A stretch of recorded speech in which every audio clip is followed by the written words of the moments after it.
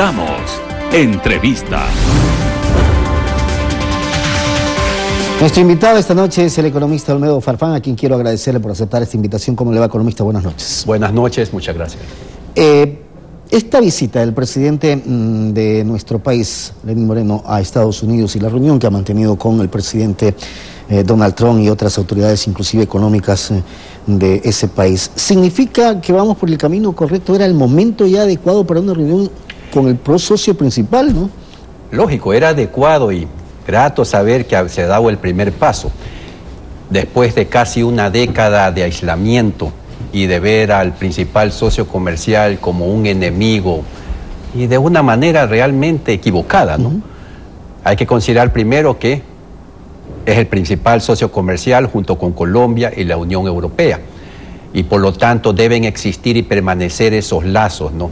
Y verlo de una manera pragmática. Es necesario mantener una relación con ese país, ¿no? Ahora, se logran algunos acuerdos, me imagino, previo a, pero que son fundamentales.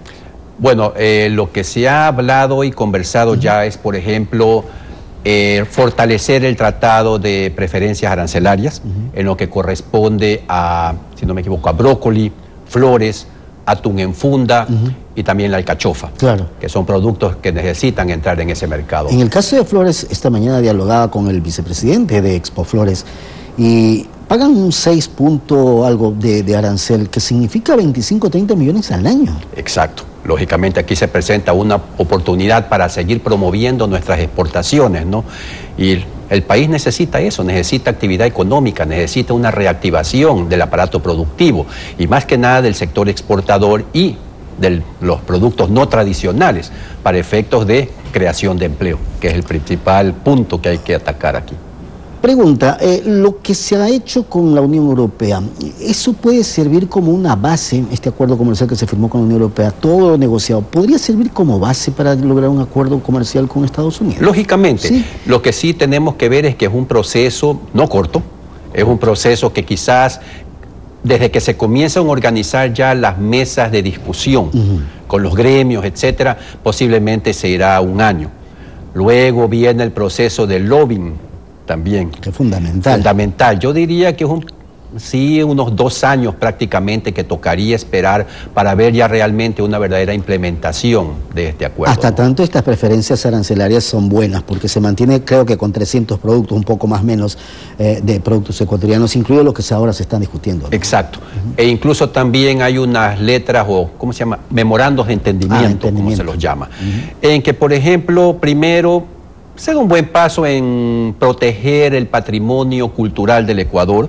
Segundo es promover la enseñanza del idioma inglés a través de, acordémonos, el Cuerpo de Paz. Vuelve el Cuerpo de Paz otra vez, ¿no? Que sí hizo un trabajo efectivo en la década de los 60, 70 en Latinoamérica.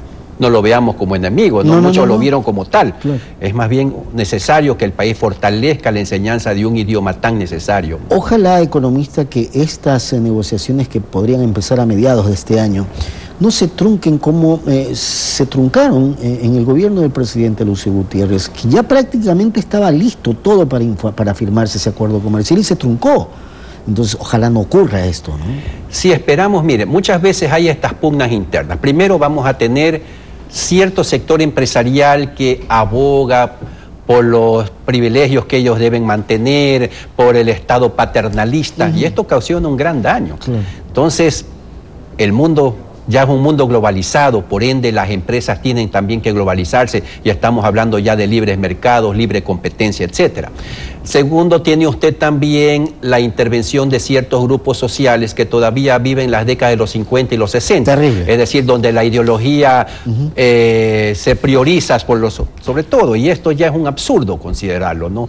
Y tercero, también vienen lógicamente las partes, digamos, en los Estados Unidos mismos, quienes también tienen a su vez que negociar, ¿cierto? Pero es más abierto esto. Y hay que dejar a un lado las ideologías. Las ideologías políticas no nos han conducido a ningún lado, más bien nos han dividido como sociedad, ¿no? Entonces veamos el mundo ya de una manera pragmática. El comercio es necesario. Y desde el punto de vista de las negociaciones con los organismos multilaterales de crédito, vemos que el propio presidente ha pedido un adelanto de $300 millones del desembolso que nos toca recibir en marzo por parte del Banco Mundial. ¿Eso se podría dar, economista? Podría darse, porque ellos van midiendo cómo va el país implementando ciertas medidas, ¿no? Yo veo muy difícil que en realidad lleguemos a satisfacer todos los compromisos con el Fondo Monetario, pero también hay otros organismos que van midiendo el desempeño. Necesitamos reactivar la economía. Ellos se dan cuenta de que Ecuador es un país que tiene recursos, tiene el potencial. Lo que tenemos, digamos, es una serie de problemas internos que tienen que solucionarse, ¿no? En el corto plazo. Tenemos que abrir a la inversión extranjera, por ejemplo. Este es una buena oportunidad. Tenemos que abrirnos hacia una liberalización financiera, es decir, permítase la banca extranjera también. Tenemos que ir a un proceso de cambio tecnológico en el aparato productivo, y esto se fortalece con el hecho de que hay una liberalización arancelaria en bienes de tecnología, bienes de capital, etcétera, que contribuye a producir más, y volvamos a lo anterior, generar el empleo que necesita el país. Eso es lo básico y lo fundamental, pero también se requieren reformas, por ejemplo, las reformas laborales. Exacto, reformas laborales, pero que no sean, digamos, esas reformas que van en contra de los trabajadores, de los empleados. Más bien, sino que flexibilicen un poco. Trabajo por horas, digamos, hay ciertos costos que las empresas tienen que incurrir en el pago de sobretiempo, por ejemplo, flexibilizar eso, el pago de doble o triple cuando es un domingo, un feriado, etcétera. Hay ciertas maneras, pero hay que negociarlo. O sea, yo creo que en este momento el sector de los trabajadores tiene también que ponerse de acuerdo con el sector empresarial sin dejar desprotegidos a ambos. Y, digamos, concertar simplemente, llegar a una concertación y de esa manera no entorpecer la labor de ir hacia un tratado de libre comercio con los Estados Unidos. Y para cerrar este diálogo, economista, la calificación de Moody's a la economía ecuatoriana, el que haya bajado, ¿no significa también un tropezón, hablando en el argot popular? Exacto, ¿por qué? Porque esto se traduce en tasas más elevadas en los préstamos que nos dan desde el exterior. Y que la inversión no pueda venir. Exacto. Entonces tenemos que ir hacia eso, tenemos que ir también hacia una reforma tributaria.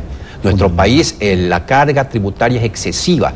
Prácticamente, si sumamos entre tasas e impuestos, llegamos a un 42-44%. Entonces, ¿dónde? Tenemos que ir por la eliminación del ISD, porque eso es lo que también va a permitir que exista un incentivo para la inversión extranjera.